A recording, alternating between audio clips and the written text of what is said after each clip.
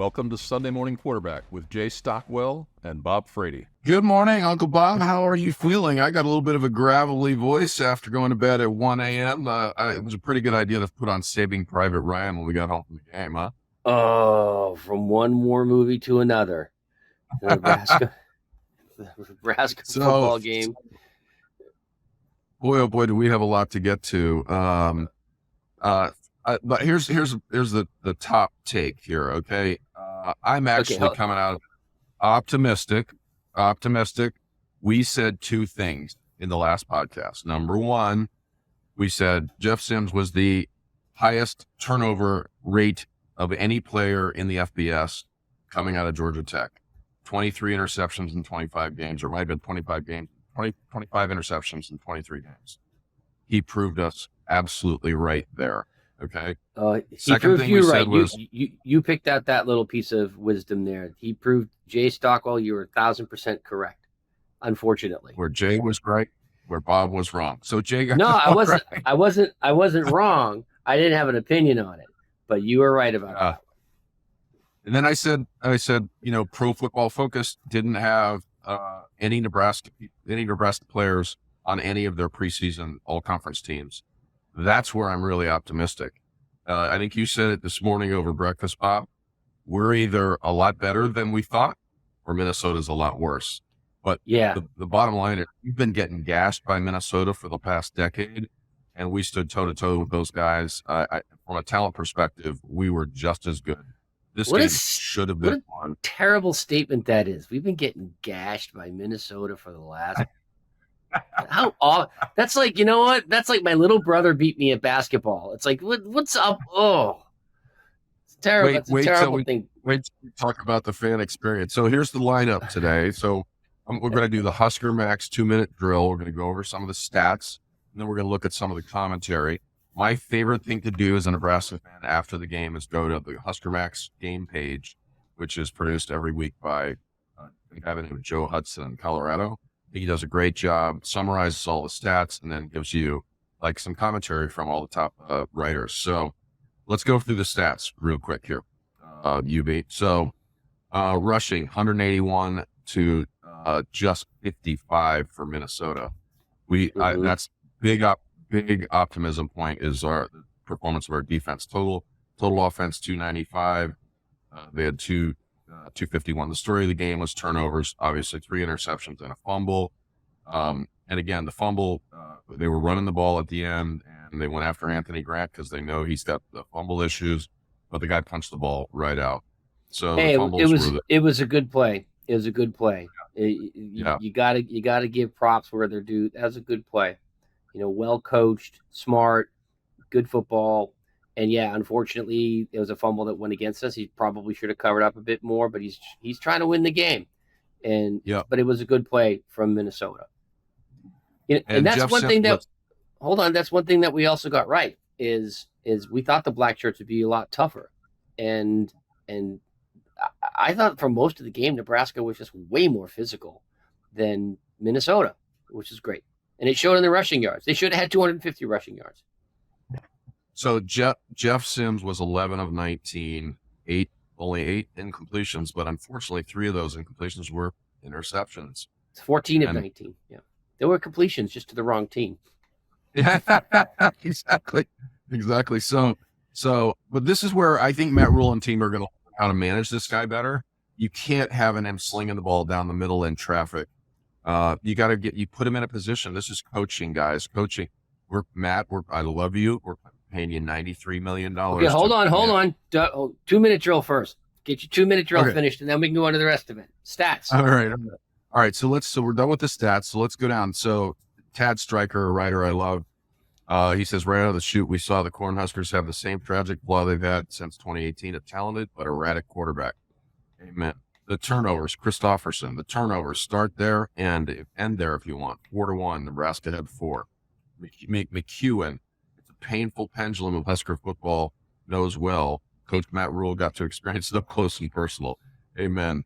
Oh my God. It did not, that felt like a Scott Frost game, Bob Frady.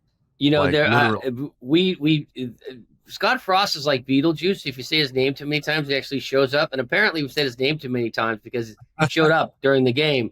I'm like, what do you? Although it was pretty funny, is after they scored the touchdown, they were lining up to kick off the ball, and I'm like, how about an onside kick? And all the Nebraska fans. So we're sorry. Yeah. So Steve Sipple asked a question. Same old Nebraska. Matt Rule doesn't want to hear it. Look, this is not the same old Nebraska. I am telling you right now. My call was 7-5. They're on their way to be a 7-5 team. They're going to get better. They're going to learn to manage Jeff Sims better. Our defense looked very, very good. So I don't think this is the same old Nebraska. Now this version of Meyer. This version of Nebraska isn't going to win 8 games like some bullish Husker fans might suggest, but there's reason for optimism in Lincoln. I like it. I haven't read his article yet, but I like that pick. Hickey, if we hadn't seen the same story play out so many times since 2021, Nebraska 13-10 loss to Minnesota. I think all of these writers who are talking about it happened in the past, it's like, you know what? That's like your girlfriend telling you, oh, you treated me the same way my old boyfriend treated me. I'm like, wait a second. I'm the new guy. What are you blaming me for the old guy stuff for? It's like, give him a chance. Like, stop with your nonsense. It's like, that's just such nonsensical sports writer clickbait. It's like, yeah, it's happened. It was a different coach. It's a different coach. Just recognize and move on. So I want the same old story. I want the 90s story. They were playing 90s Nebraska football out there last night for about 2.5 quarters. And then they abandoned it to try to get cute. It's like, run that friggin' ball. So this podcast is called Sunday Morning Quarterback because we sit in our armchairs and we offer some suggestions. Here's 2. Number 1, before the half, take the points. Why put Jeff Sims in a position to throw an interception? You got a great kicker. Take the points. Guess what? You win the game if you take the points. Hang on a second. I don't the whole. Yeah, you're right. Take the points, but I don't understand something. Yeah. I don't understand something. They're on the 4-yard line, and they call a penalty for false start from the guard. The replay showed that the nose tackle was offside. Fine. But then they review it again to see whether they scored a touchdown.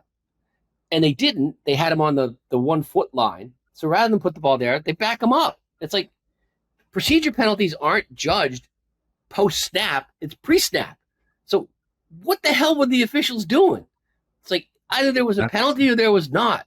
And it's like, yeah, it's like, I didn't cover. What are you doing? I should have covered the penalties in the Husker minute, the 2 minute. Listen, it was penalties versus 2. And what was the defense? We got a defensive call, defensive penalty for apparently, I don't know, talking. I don't know. Yeah, what was that obnoxious signaling. I'm like, what? Or something like that. Did you hurt someone's feelings? It's like, what kind of freaking, Gen X garbage penalty is that? So that was weird. That was just a weird call.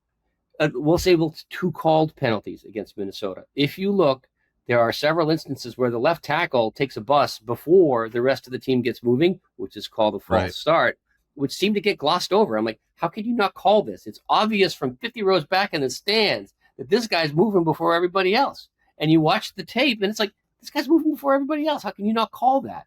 And yet you call, obnoxious interference or something like that. It's like you call my feelings were hurt penalty. Like I was stunned. I mean, I know there's employment shortages across the U.S., but boy, everybody, if you want a job where you don't have to be correct most of the time, just go to official school. And I'm not one to bang on officials because I was one for a long time. But boy, that was a shameful display from the officials. It's just shameful. Now, I just want to make a point about Coach Rule. First of all, we went, actually, George and I walked over, Bob and I and George walked over and watched the team get off the bus. Coach Rule just got off the bus like a man on a mission, just looked completely focused. And I've loved every minute of what he's done since he's gotten here. But this game was winnable. We should have won this game. And Matt, I love what you're doing, but we're paying you $93 million not to put your quarterback in a bad situation. Okay, take the points before the half. and don't be slinging the ball all over the yard when you don't need to. I mean, you've got the best, maybe one of the best running quarterbacks I've ever seen, and a whole bunch of running backs. You just got to get them out in space and let them run. You know, we're going to win. We're going to win a bunch of games. They're going to figure out how to manage Jeff Sims, and we're going to win a bunch of games as a result. Here to me is where the game turned. Nebraska was up 7-3 in the fourth quarter, and they stopped Minnesota 3-and-out. So they punted. Nebraska gets the ball at about midfield, and they throw a bomb on the first pass. And I get it. I get why they threw that. Good call. And then they threw 2 more passes. I'm like, what are you doing? You're running all over this team. You're physically dominating this team. And yet the coach has to be so clever that he's got to show all of his coaching acumen. It's like, run the stupid ball. If I have one play and it works, I'm going to run that play again. And if it works again, I'm going to run that play again. I would run freaking off tackle, student body right, whatever, every single play if it worked every single play. Like, but they don't do that. They get away from what works. I'm like, that's a coaching mistake. And I don't blame Matt Rule. I blame the offensive coordinator. It's like, what are you doing? What are you doing? Why are you having your running backs catch the ball parallel to the line of scrimmage rather than moving towards the line of scrimmage? It's like, I'm not even a coach. And the first touchdown was damn lucky. That's what it was. Yeah. I mean, it was a great call. It would have been a touchdown had Sims caught the ball, but he actually fumbled and recovered it and then threw a strike. So it was lucky, and it caused consternation with some of the Minnesota crowd, which we'll get to later under the fan experience. The fan experience. So anyway, I lost the con here. What the hell were we talking about? Oh, so then they do all this. Minnesota comes back. They tie the game. They have the ball. They're marching downfield, and they start to throw the ball again. It's like, you have a kid who just won the state championship, who can kick the ball like a country mile. 50 plus is not out of this kid's range. And you run the ball 10 more yards and you're home. You're done. And what do? You throw the ball. And you not only throw the ball, you throw a lofted pass up in the air forever when you've locked onto a receiver rather than throwing out. Minnesota showed you exactly how to do it. You throw outs and you throw wheel routes from the background. That's how you do it. That's how you matriculate the ball down the field. And I was like, what are you doing? What are you doing? The game was winnable. So again, the optimism is there because of the physicality of the team, the talent of the quarterback, the raw talent of this guy. If they can just harness it and control it and not put him in a bad position, we're going to win a bunch of games this year. Listen, again, really coming out of this one, we're better than I thought we'd be. I predicted we were going to lose the game because I just think, PJ Fleck's in his 7th year. Minnesota's been good, but they didn't gash us like they did for the last decade. Right? I told you they didn't have Mo. Mo would have done some damage. They didn't have Mo, and he's gone. Yeah. And they're going to be in for a tough slog this year. But on the good news side, defense was great. Black shirts came to play. They really did a good job. Could have, a little pass rush maybe, but they really stepped up. Yeah, the last drive, they gave up a touchdown, but that, A, penalty on the play, and B, what an incredible catch. It was like, if you lose to a play like that, how can you be upset? That's like, holy cow, that's a once-in-a-lifetime play. And the guy happened to make it, and so good for him. But the defense played great. Yeah. Special teams were awesome. And special teams has been a big Achilles heel for the last few years. So I look at it like, a lot of the things we thought about this team were true. We thought it would be a ball control game. We thought the black shirts would come up. Physically, they looked much more dominant than they have in the past. They just looked like they weren't going to get pushed around in the way that they have in the past. So those are all really good things. Just a frustrating ending for sure. Mostly because I was the designated driver last night, so I couldn't drink at the game. So I had to actually live with, the real emotions of everything. And that was very distressing. But had you been drinking last night, the night would have ended in a much worse way. Oh, I would have gotten the tap from Mrs. Frady at halftime. Like, hey, time for you to go there, big guy. I'm like, so we brought our wives to the, okay. No, go ahead. So we brought our wives to the game last night. and they're like, I've come to the conclusion that this is why we've married the women that we have, Stockwell. It's because they're like the nuclear fuel rods that go into the middle of the reaction to calm everything down. But then if you take those fuel rods away, all sorts of crazy shit happens. There might be, it's like all bets are off once they're gone. And which is exactly what happened last night. It's like they left at halftime because they had to go take care of stuff and, all that good stuff. And they didn't want to sit in traffic. I get it. Halftime, they took off. Oh, boy. Yeah. We needed those fuel rods in the second half, and they weren't there to protect us. All right, so let's get into this, the fan experience. Minnesota nice. Yeah, Minnesota. What happened to Minnesota nice, Bob? Is the thing that I have to. Minnesota not so nice, I think, is what happened to. Here's the thing. Okay, Minnesota has sold out 3 games in like 15 years, and this was one of them. And they don't know how to react. It's like we're going to change the state from Minnesota nice to Minnesota drunk. Like there were so many drunk people, like beyond drunk people. Yeah, I have a video of a guy who was don't show it, and he absolutely lost it. And so I turned my video on and I said to the guy, somebody's not happy, and he just went bleep bleep bleep bleep bleep bleep, completely went off, and then tried to grab my phone, and it went downhill from there. So he was ultimately escorted out of his seat, and we didn't see him again. Do you have any different recollection, Bob? Yeah, go ahead. It was one of those things where the whole game he's saying stuff, and it was fun. It was a good environment, and we thought it was all in good taste. And all of a sudden, this guy, as soon as Nebraska scored that touchdown, the switch went off, like the panic button went off, and he turned into like some raving lunatic. And I'm like, dude, you're really drunk. You should be careful. Stockwell's no one to Stockwell. I've seen you mad like twice, and this was almost the third time. And I'm like, I've felt the Stockwell fist of fury before. Because we decided to punch each other after the USC game, and it was like that was so smart, and I was like, I'm trying to be peacemaker. It's like I don't know what it is with the Stockwell clan. It's like every time I go to a football game with you, something happens. It's like your nephews, You're talking about the Will Stockwell fight. We go to see USC play in the Coliseum in Nebraska, and Jay's nephew comes and almost gets in a fight, and I'm the peacemaker and all that stuff. It's very stressful for me. It's very stressful for me. It takes a lot of energy. It's like, just think of it as a fabric that protects Stockwell from all the nonsense that goes on around him, but it wears out very rapidly. So Will, you mentioned my nephew Will, he's my hero. This kid went to MIT, did a dual major in 5 years, engineering and something else. Anyway, graduates, is the 11th employee at Dropbox, and retires at 29. Yeah. Oh my God. Good. God bless him. We should get him to buy the big red bus, Bob.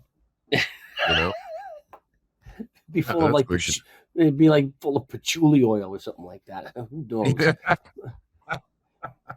Anyway, this guy goes off. And that's not the worst part of it. That's fine. Whatever. People get out of control. I understand. People have bad days. But then his friend, who's in a Nebraska jersey, comes back. He's like, my friend feels bad about what he did. He's so sorry. He wants you to delete the video. And we're trying to watch the game.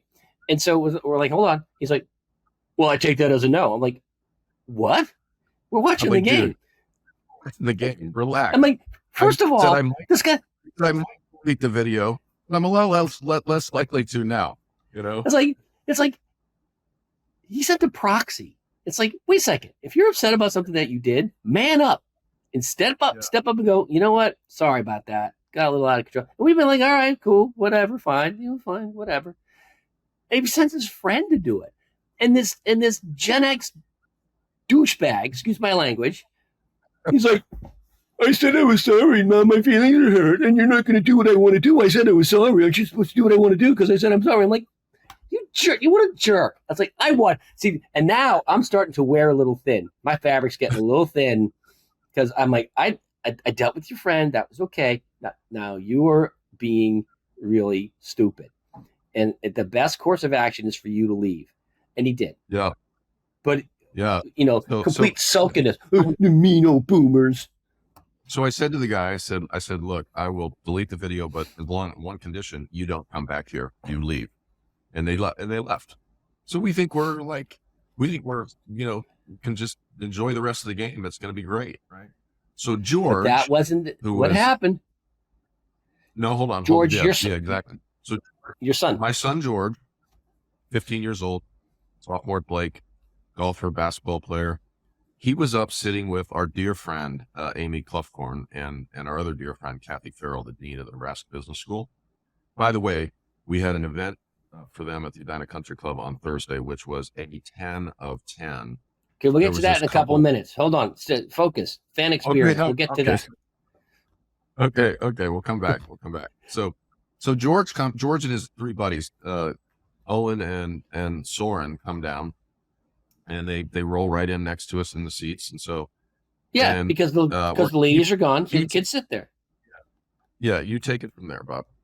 So then it's the fourth quarter of the game. Minnesota's driving for the tying touchdown, and everybody's excited. And we hear down in front from the back. I'm like, what are you, stupid? I'm like, it's the fourth quarter of the game. Standing. Everyone's standing. Everyone's down in front. I'm like, so then this guy, this older guy, decides the two seats in front. He looked like Mermaid Man from SpongeBob. So Mermaid Man comes around, stands in front of the kids, and says, "Listen, you little pricks." And I hear this, and my fabric just tears at that time. And I'm like, I'm not going to. I've been a season ticket holder for 40 years, and when I asked you to sit down, if you want to live to see 44 years, you better just sit down and shut up. Because I'm like, these are our seats. Beat it. I suggest you go back to your seats. And he starts coming in on me, and I'm like, it's on. Fabric's torn. Let's go. The nuclear reactor is going into overdrive. We're going Chernobyl here. Yeah. And so the cops were still in the area from the previous guy. And so they were on this dude very, very quickly. Literally. It was hilarious because I said some very unchristian things to this person. And then his Jabba the Hutt friend behind him, it's like, just imagine Jabba the Hutt had a Twinkie addiction, and that's the guy sitting behind us. He starts making all these things. I'm like, hey, listen, just because you can't stand up doesn't mean we're not going to stand up. I'm like, when I go home at the end of the day, I'm going to be able to see my private parts. You can't. So Jabba the Hutt with a Twinkie addiction. That sums it up. That was exactly. And here's the thing: I hadn't been drinking at the DD. I was totally sober during this whole thing, and I'm like, oh, this is. And then he finally moves out of the way, after I threatened him repeatedly, and then the cops come and they hear, "We're here. You're being a little aggressive," and they throw those guys out of the game, and I'm like. Literally, cops take this old dude and haul him out of the game. Yeah. And I just I said, "Sir, he's being incredibly belligerent to my children." And then I heard the cop repeat that. Yeah. And they yanked him out. So I'm not messing with the Minnesota police. I just Minneapolis said, police? No. I want to wear a neck roll around the Minnesota police. It's like, I'm full 80s linebacker, Thanks, Bob. We got to show our love for those guys. So I said to Bob, I said, look, on the way out, I told the kids, I said, get behind us and just put your head on a swivel, because we don't know what's coming at us when we come out of here. So, and you know what came at us? Absolutely nothing but kindness. The rest of the Minnesota fans were great. They were super nice. They're like, oh gosh, that was a good game, and it's like, sorry, tailgate. The tailgating was unbelielievable. Yes. This is wild. So I'm from Hardington, Nebraska, 1,584 people, right? And pull in, and this car, this lot, we were at lot 58 C, right behind Mariucci, or right next to Mariucci. Anyway,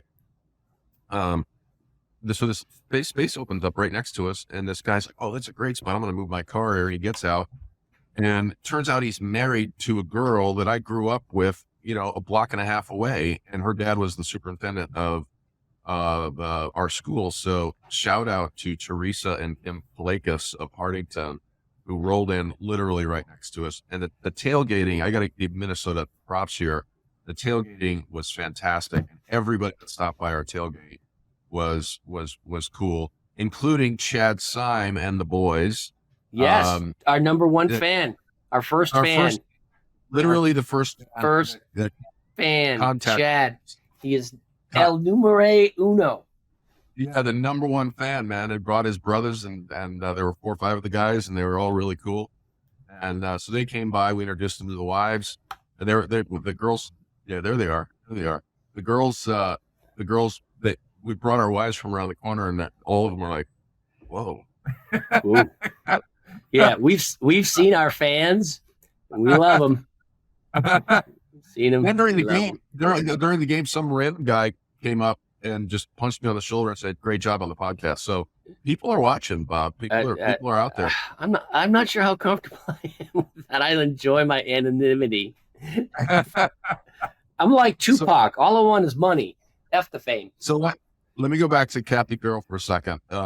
Okay, hold on. Okay, so let's wrap up the fan experience. Overall, the fan experience was overwhelmingly positive, except for the little storm that happened around our chairs. Other than that, the fans were fantastic. They haven't sold out a game. They've sold out 3 games in like 30 years, so they don't know how to react. And they new shoes for them. I get it. So overall, big thumbs up to the people of Minnesota. Super nice. Except for the jerks. Thanks to Blake. But we got them kicked out.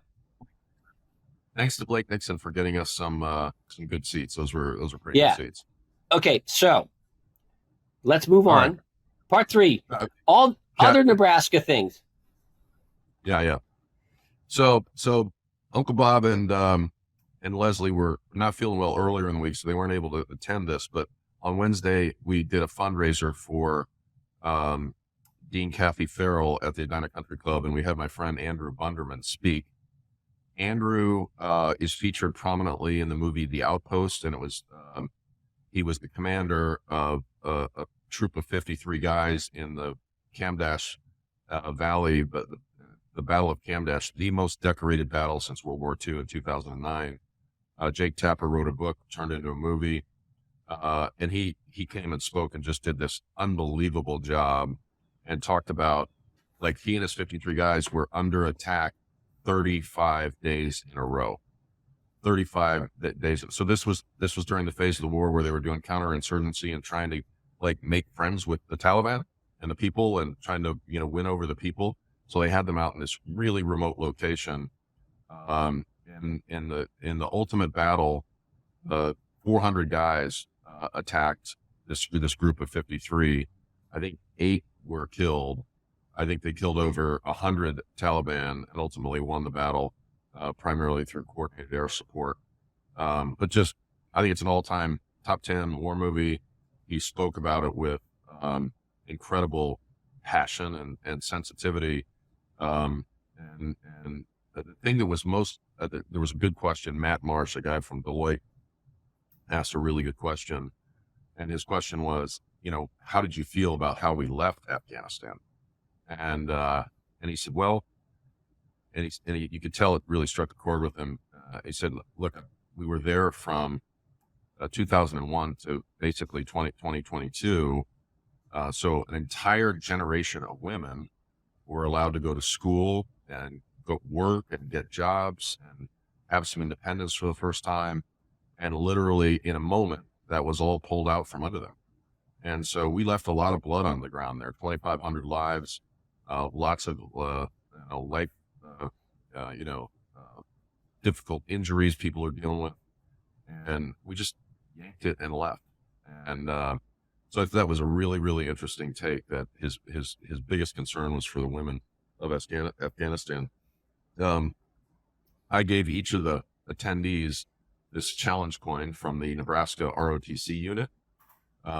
Which is really cool. It's normally reserved for VIPs and admirals, but everyone that attended got one, and it was just a great presentation. Kathy Farrell.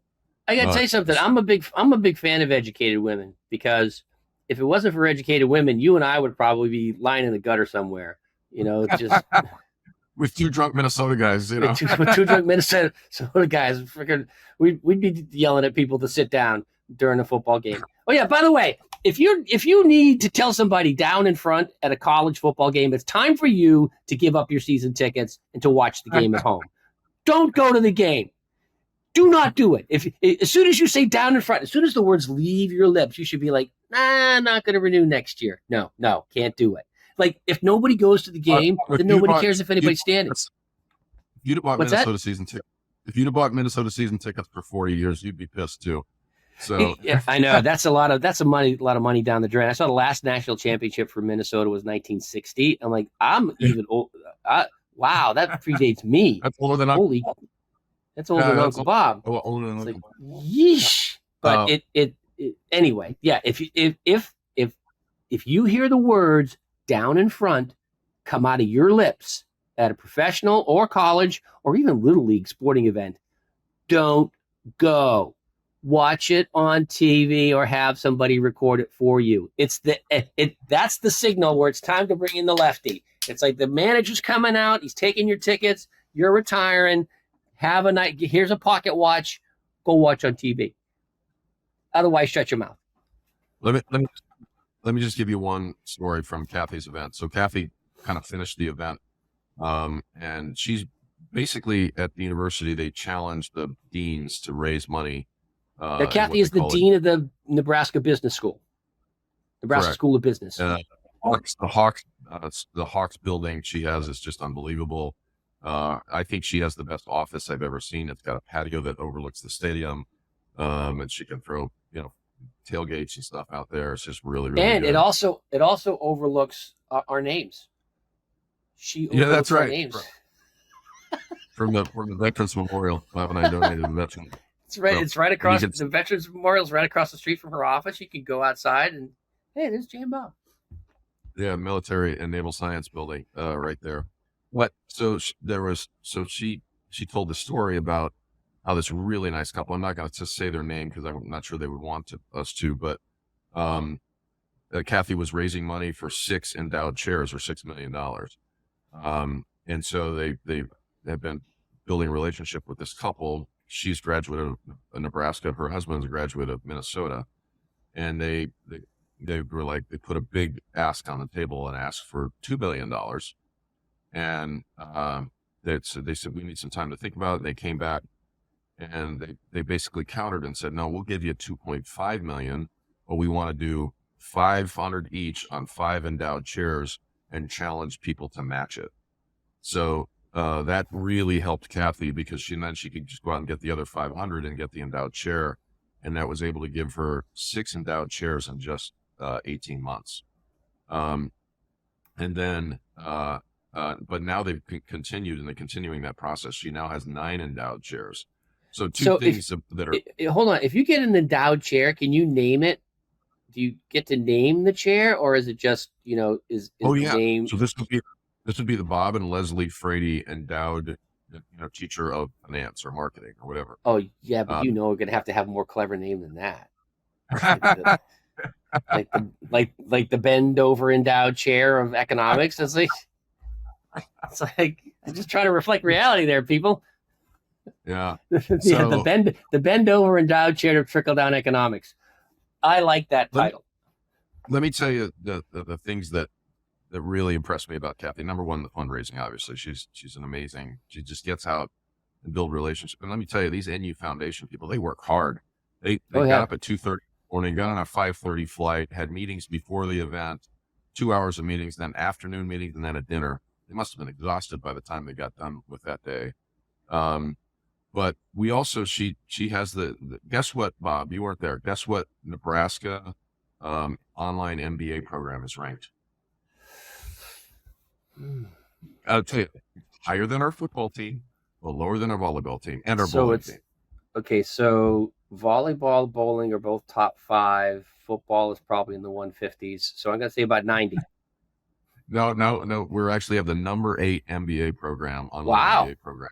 It's rated by the Princeton. Yeah.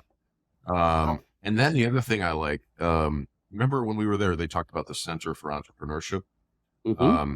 That so some of the things they're doing, they have a student venture fund. They've invested in 6 companies, which is made just small investments, $25K, but that's created 50 jobs. They're participating in venture competitions and accounting competitions. They won a global accounting contest. So these things didn't exist when I went through there.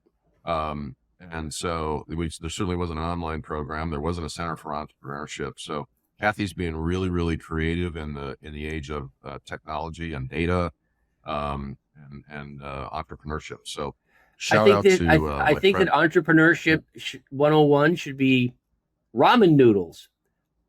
How to live with them for the rest of your startup career. It's like,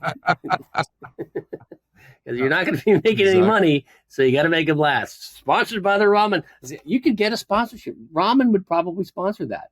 It's like entrepreneurship 101. All right, so we are really delighted to have our friend Demoine Adams join. Demoine is the CEO of Teammates, which reports directly to Tom Osborne.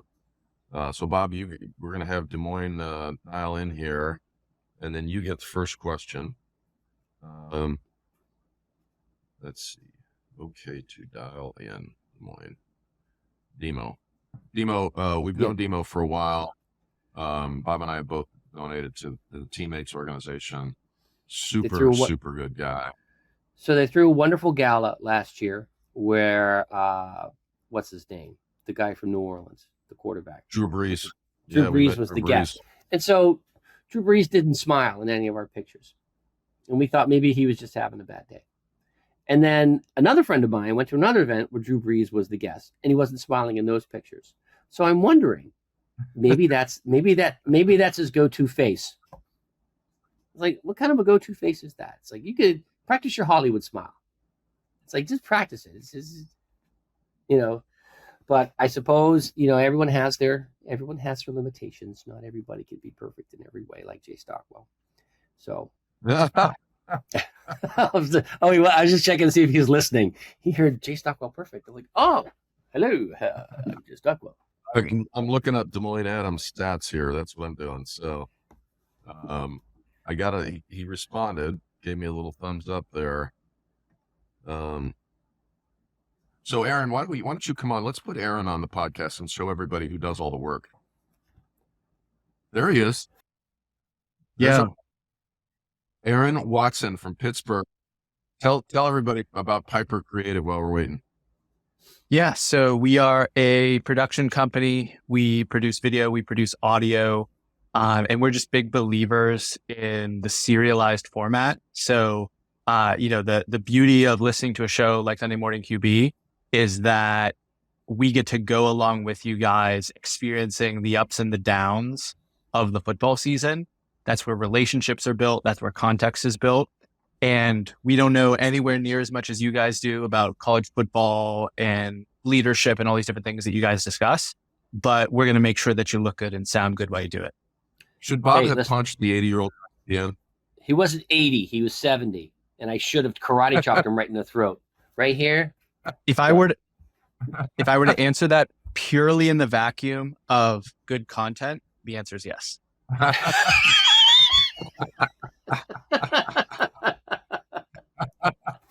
Okay, if there were no video, should I have done it? No. But I need Pittsburgh. The tree falls in the woods, right? Yeah, exactly. It would have been a tree falls in the woods, right? The cops were watching the area closely because of all the dust ups, Bob. You would have gotten pulled out of there quickly. It wasn't me. It wasn't me. Hey, there he is. There's he is. Our man. Hey. Wow. Happy Friday. Okay. Well, Demoine, it's Friday. My main man. So, Demo, you are the CEO of Teammates. Congratulations, by the way. You're doing such a great job. We were just talking about your event last year. And Demo's a former player. Demo, when did you play? Give us the stats on your time at Nebraska as a football player. 1998 to 2002. I got recruited by Coach Osborne in 97. We all know what happened that year. Huskers won their very last national championship. Coach Osborne retired. So my first year was under Frank Sulich. A lot of speculation, a lot of questions if Frank could do it. But we went to a bowl game every year. We won the conference championship, went to the national championship. Let's not talk about the results of that game. But we had a lot of success because Coach Osborne, he believed in Frank. And I had a lot of success as a black shirt for 3 years, led the team in sacks during my time there. So what's your take on the game last night? We've obviously just spent 40 minutes talking about it, but we don't want to bias you in any way by telling you what we thought. What was your take on the game? You know, it hurts the most when you lose the game by field goal, right? I mean, when it comes down to the end of the game. But I would say I still have optimism. When I look at those turnovers in the fourth quarter, the fumble, honestly, that's good coaching by the defensive player. He actually punched the ball out. So as a defensive player, good play for him. The interception, I just think that just comes with gaining that experience as a quarterback. But second half, they came out with an edge, with a sense of urgency. The first half, I felt like they were just playing the game. There wasn't a chip on their shoulder the first half. So if they could have had the same energy the whole game, it would have been a different score. But I'm feeling pretty optimistic. I like what I see. Sims, incredible speed. He's definitely going to be a threat to the Big Ten.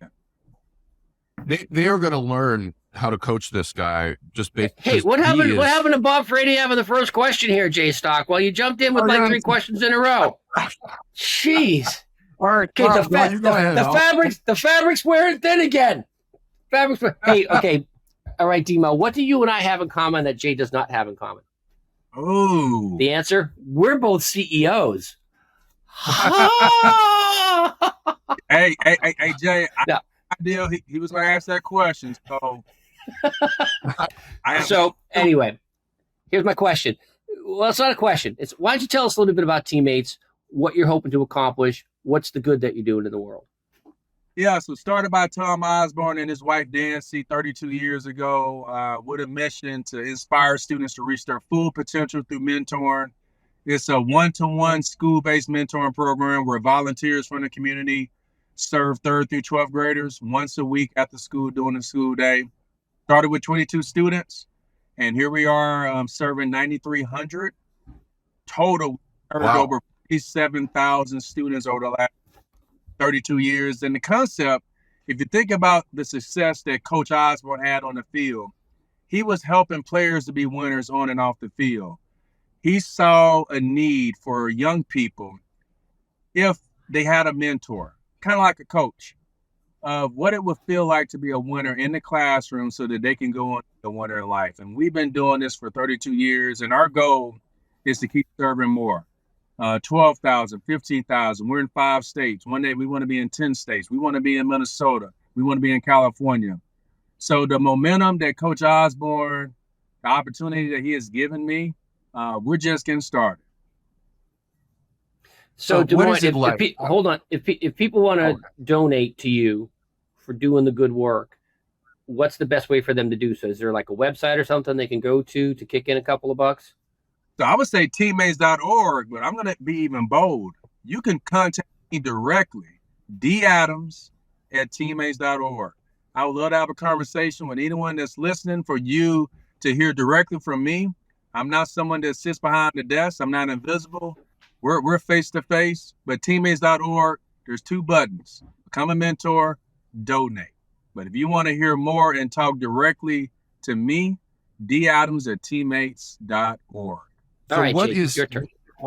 What is it like to come to work for a legend literally every day? Because Bob and I met Coach Osborne multiple times, sometimes. Well, let me tell you what it's like, Jay. It's good for a lot of people. Oh, I thought you were talking to me. So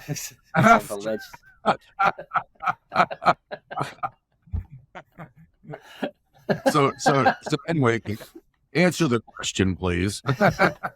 So, sometimes I have to catch myself to not take it for granted. To be able to be mentored by a legend I see him every day. He still comes in 3-4 hours. He doesn't have to work. He's the co-founder. To go recruit, to go fundraise together, to ride in his car, or for me to ride, for him to ride in my car. I'm trying not to take it for granted. It's easy to take it for granted. Just like as a player, I took for granted getting all of those free Adidas shoes, the free Adidas gear, training. Like I took it for granted, and then when it was over, I was wishing, man, it'd be nice to have a big steak and to get some free shoes. So there are days when it just happens. But I'm trying not to take it for granted because he's 86 years old. There will be a day where I won't have that mentorship. I won't have that legend to lean on. So I'm very humbled to say. I'm humbled That's awesome to be in this role, and I'm humbled to be able to work with someone who doesn't even see himself in the same light that millions of people see him. That's awesome. So, hey, so tell what us are- about the gala here. The gala. Who's coming and when is it? So we decided to take the year off this year. Our special guest just had a baby. It was going to be Serena. Oh, okay. Yes, I know. However, there was a contract in place, and so our hope is to have her in 2024, and then in 2025, Tom Brady. If Serena is not available in 2024, it'll be Tom Brady. So I'm giving you all the juicy right now in terms of the next 2 years. Pretty much information that not a lot of people know, but it's hopefully to encourage you and just to let others know. Well, give it. Hey, who, and this given is our, this podcast, not a lot of people will know either, so it's okay. Don't worry. And we had Demoine. We had 2 fans come up. We had a fan stop at our tailgate, and the fan stopped us in the stadium. So, like, the word's getting out there, bro. And so we're just, you're going to help us move along a little bit here. hey, well, So Demo, what are 3 things? If you were to tell me, sort of, what are the 3 things that teammates, mentors try to teach their kids? I would say in terms of teaching, commitment, being unconditional. That's what we train our mentors to do. We train to show up every single week. We train them to be unconditional, to love them, to care for them, regardless of the grades that they make, their background, where they come from, and to be that listener, to be that additional caring adult, someone who is simply there for them. That's their person. Those are the 3 things we ask our mentors to do. Be tutors, not to fix a kid. There's nothing wrong with the students that are a part of teammates. Any student can be a part of teammates. And I believe that every student in today's society is at risk because they're being influenced by what they see, read, and hear, social media, TikTok, Snapchat. And if we as adults don't step up and use our role to be role models, we're going to have a generation of followers instead of leaders. Well, Demo, right. Thank you so much. You are our brother, and you can count on Bob and I to be your supporter for years to come. And you're a great friend to us, and we sincerely appreciate what you're doing for those kids. Well, And hey, we hope to see you soon. yes, it takes a team, of believers and supporters like yourself. Appreciate the work that you are doing.